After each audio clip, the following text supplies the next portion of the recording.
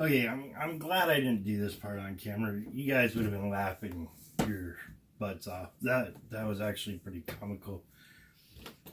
First time to do it, I figured I'd just do it.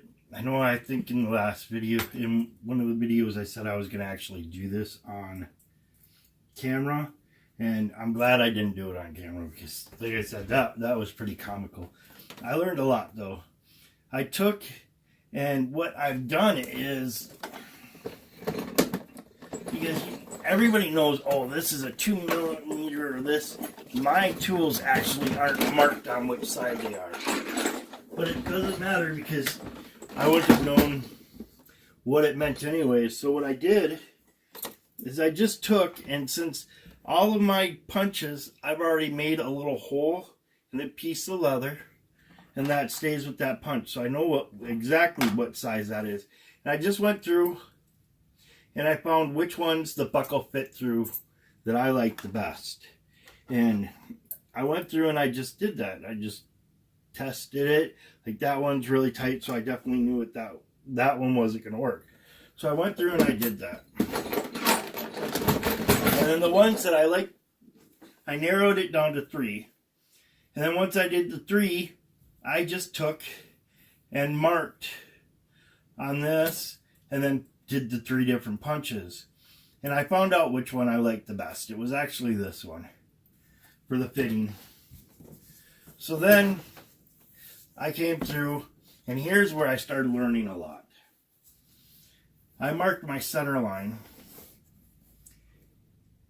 and then I checked to see how far, so it could go through there, get on the tongue, and then still come through there, so there's not a flap hanging over here. It was actually going to be fed through this side also.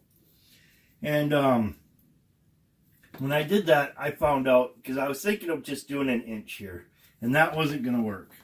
And then I came back and I started using my board here, because it's all marked out in inches all the way up to 23. And once I did that, I figured out, okay, I'm going to actually need 2.5 inches of clearance so that I know on that first hole that I can put that buckle through, put that through, and I'm still going to have enough room for it to hang out.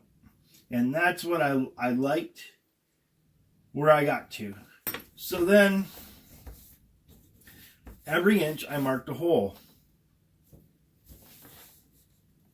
I went back and made sure I was center, but it doesn't seem like I did that for some reason. I don't know why, because a couple of holes, some of the leather in some parts, the leather is thinner and thicker in areas. It's not perfect. Sometimes it's softer in areas and harder in other areas. And I think that's why it got that look, because it's actually centered. It's just that the leather expanded a little bit because that was a softer area for me putting that through. So that was kind of actually a comedy show. But the thing I learned is, I know that like Tandy, and there's a couple of places that sell templates for belts for doing like the ends and marking out your center line and where the punch holes should be. They've got 1/2 inch and 1 inch markings. And I think now, after doing it once, that template's going to be something that's going to help me out in the future. So from now on, I definitely know I got to buy one of those templates. So I got all that marked out. So this is all done. I got the paint.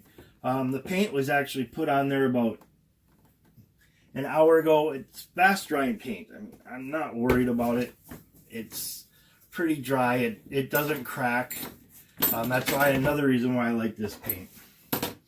It doesn't crack for me. But like I said, do what works best for you. Just because someone says this is the best doesn't mean it's the best for you. It means it's the best for them. And always keep that in mind. So I've got that piece marked out. And then it came to doing the strap. And that's where it got really comical. I'm definitely going to have to save up some money and buy one of those oblong punches for doing this kind of thing. That's one.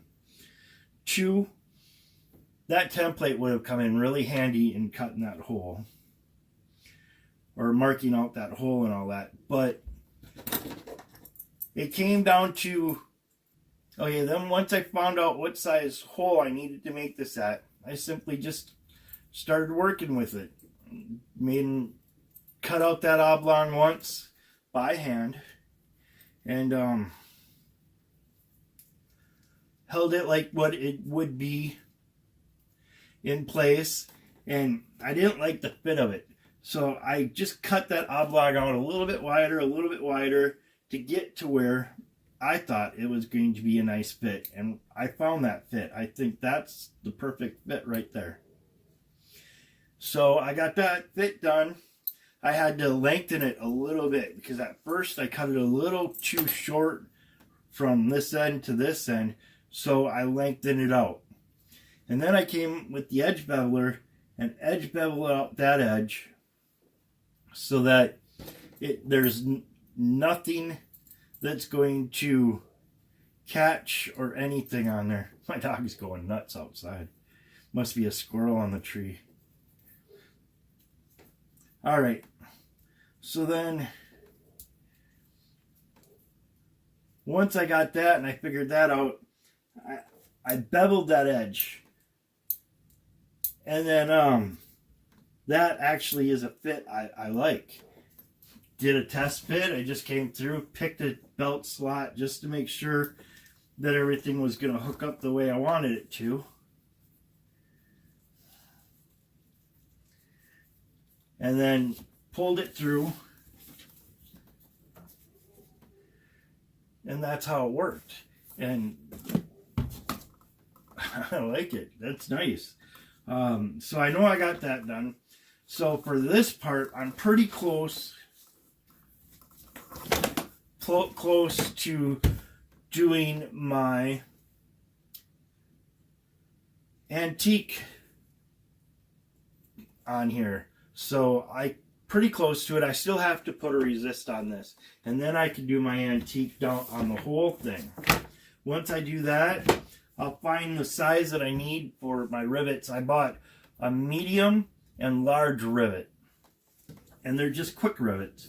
So I still need to use the tools to compress them and all that, but that's what I'm going to need. So I'll still need to do that. So once this has the resist on it, and I'm going to let this dry for 24 hours before I put a resist, because I don't want the resist to reactivate the pigment, lift it up, and let it smooth around or move around a little bit. So I want this to dry completely for 24 hours before I even put a resist on there.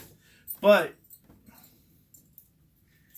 this part is already, I've got everything the way I'm comfortable with it. So this is to the point where I can antique it. So what I'm going to do is, while I wait for this part, this paint to dry and get that resist on it, and then I'm going to let that resist set for 24 hours too. So that's 2 days right there. I've got 2 days before I can even antique this. But I can get this done. And so what I'm going to do is I'm going to antique this, and then I'll probably have this all sewn up before I can even antique this part. So that's my next step. My next step now is antiquing, and then from there I'll probably have this sewn up. One of the things I've learned about leather crafting is no matter how well you plan, everything's got to be done in stages, because if you move out of the stages wrong, or you do one stage before another stage, you start getting blemishes and errors that show up. And right now it's just, I got to learn how to do them stages. But for this part, this is all done. There's nothing I need to cut on there. There's nothing else that I need to do. I just need to do the antique. Once I do the antique, that's got to dry for 24 hours, and then I can sew it up. So I know that's going to be done soon, and this can just actually go in that bucket. So I know that's going to be done. That's my next step, and that's what I'm going to do next. I'm going to get everything out to do my antiquing, which is probably going to be another video. I try to get my videos grouped as much as possible, but so I don't get a really long video, and sometimes I get really short videos too. My bad, but I'll learn. So that's what I'm going to do. I'm going to do an antique on this, and I'm going to get out all the stuff to antique it, and that'll be it. So for the punching, I definitely need to get one of those templates. One, it's going to help me do the egg points down and get them all done. I think that's what it's called. I'm not quite sure. An egg point or something like that, but I'll get it figured out. So that template will help with that. It'll help with different belt sizes, and it'll help get those holes looking better. I did pretty good keeping them straight. They're still kind of weird. They're all straight with each other, but for some reason with the belt, they're not straight, which I don't know how that worked. So I think that template's going to be definitely something, if I make belts and straps in the future, I'm going to need to get. And then it'll help me with this part too and getting oblongs. But oblongs get pretty expensive. So thanks for watching up to this point, guys. Have a good one.